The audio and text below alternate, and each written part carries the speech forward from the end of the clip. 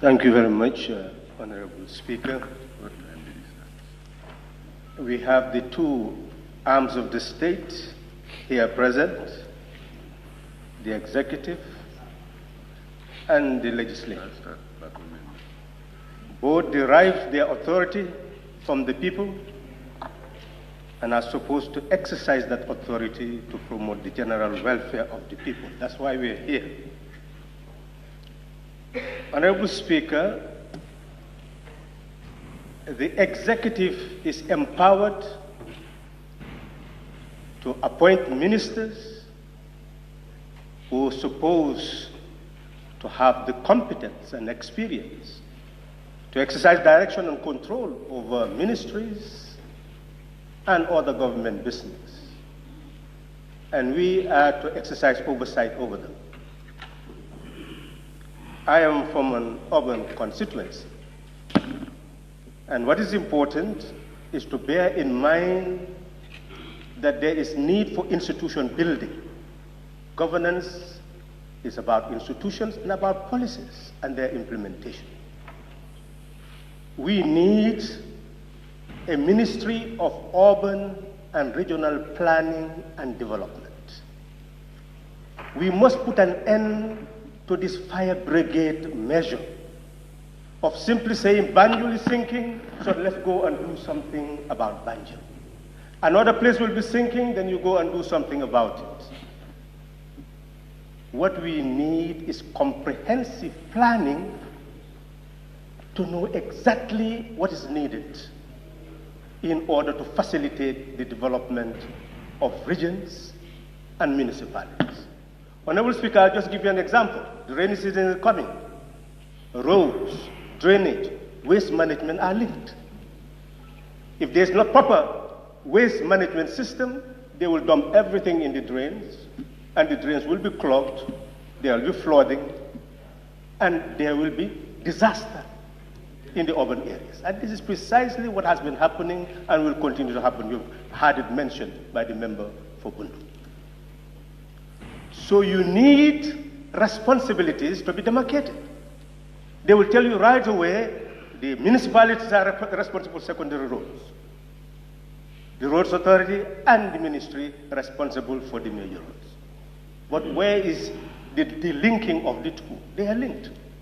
Which means that at this very moment, you need a relationship between the ministry and the municipalities.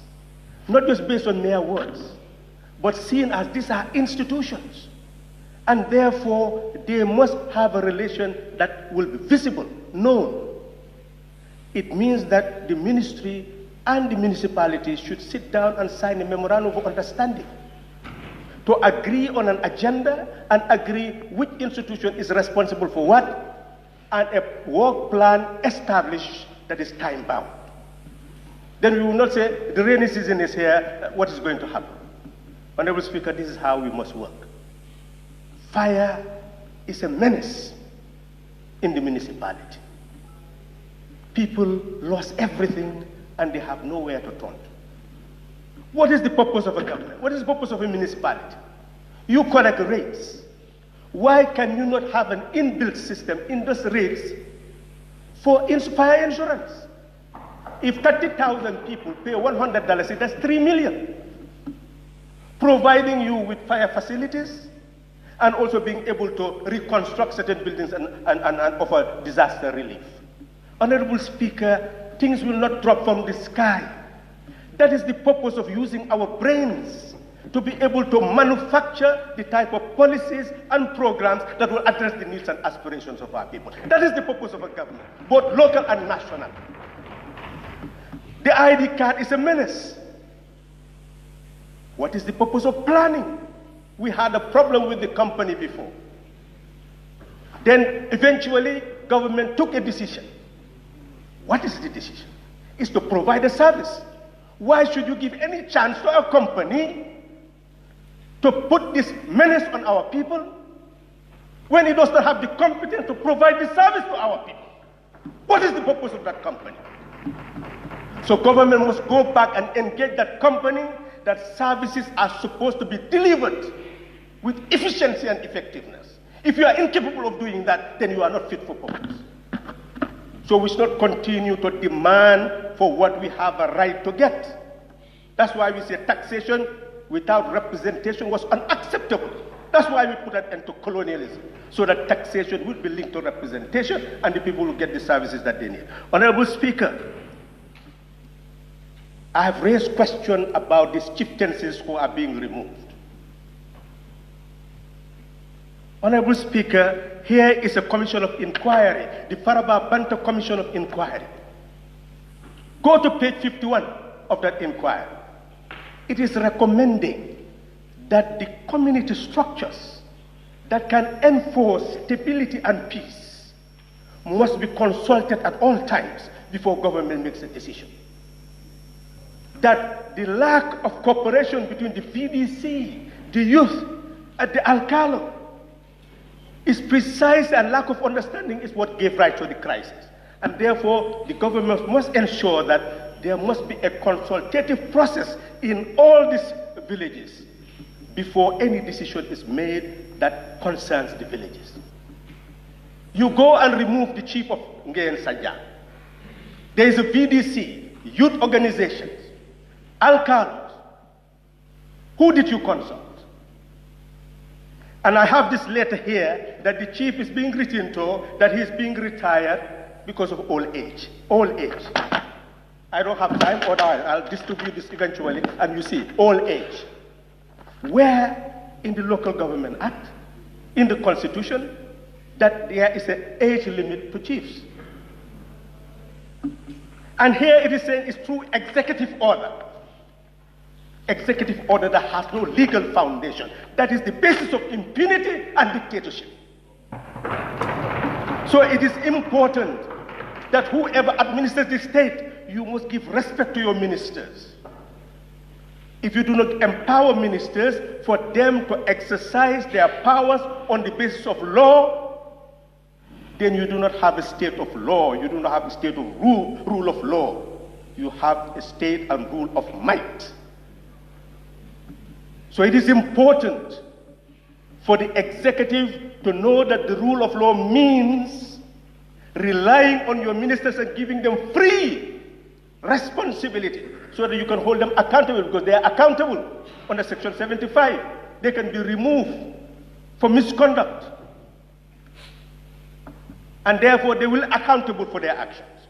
Honorable Speaker, I'm telling the executive to look into that.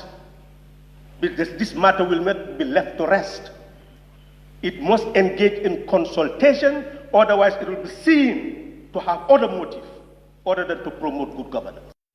To see the proper functioning of our institution. We've mentioned about education.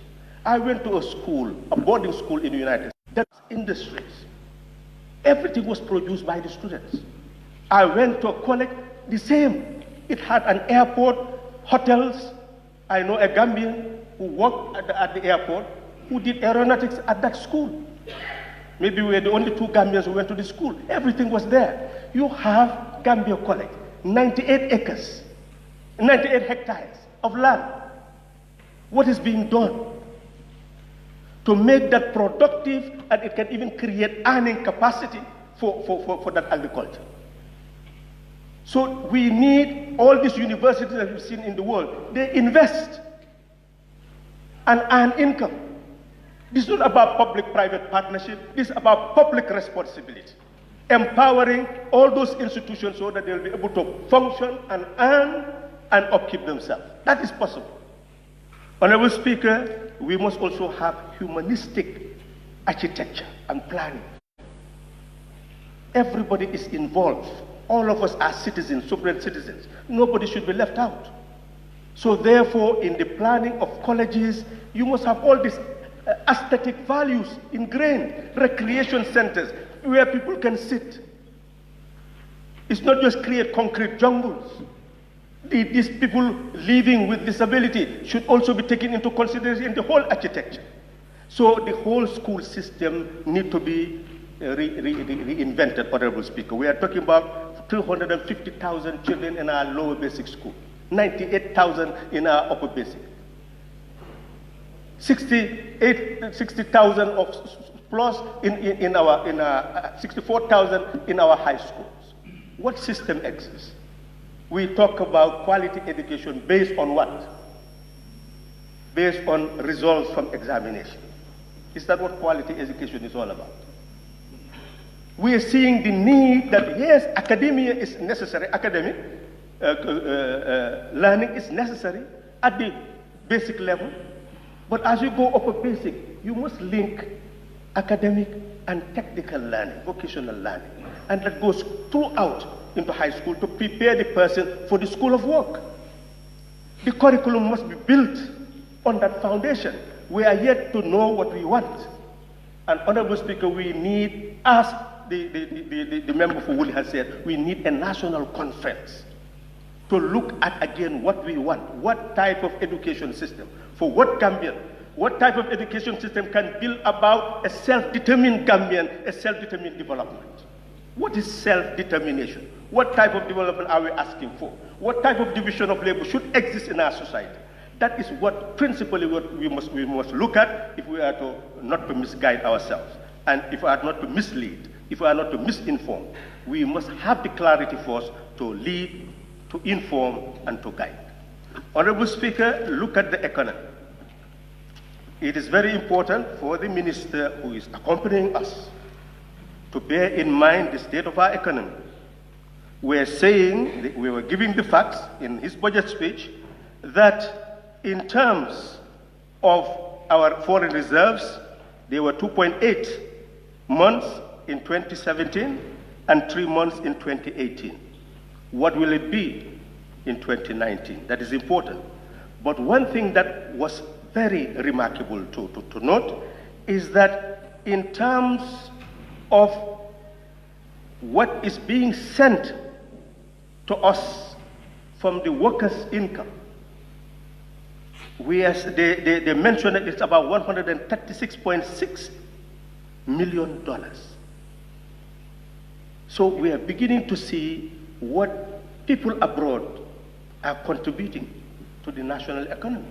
When, in terms of the foreign reserves, it was just about 156 million. Just look at the small margin. So it is important then for us to look at our economy again.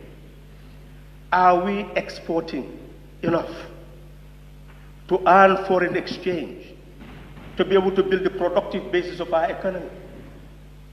That is the starting point, telling us that infrastructure building in the 2.4 billion that is earmarked for the national, 2.4 billion that's earmarked for the national development plan, you said 57% will go to infrastructure is good.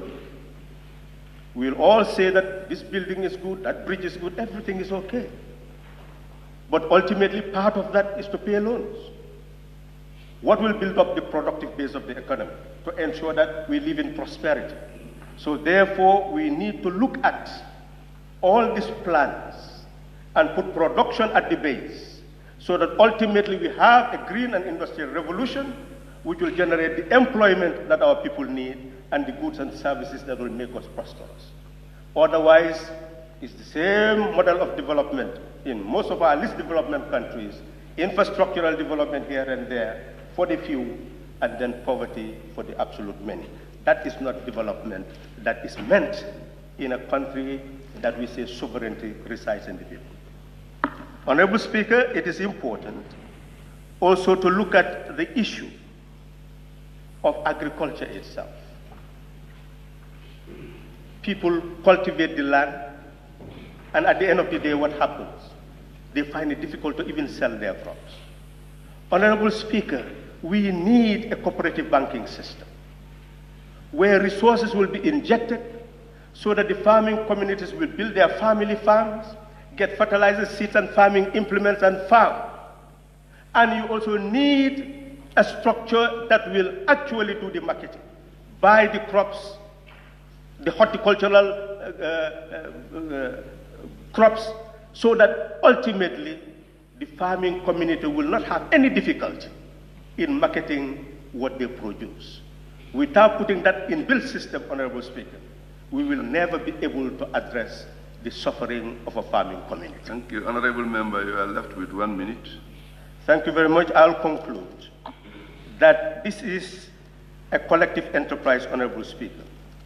We are here to serve as oversight, to give ideas, to assist the other arm of the state so that it will come up with the policies, implement them, so that collectively we can all build a country that all of us will be proud to bequeath to our children and our children's children, and leave a name that is worth mentioning and retaining. Thank you very much, Honorable Speaker. Thank you very much, Honorable Member. May I now call Honorable Member for Jimara. Thank you very much, Honorable Speaker, for giving me the opportunity.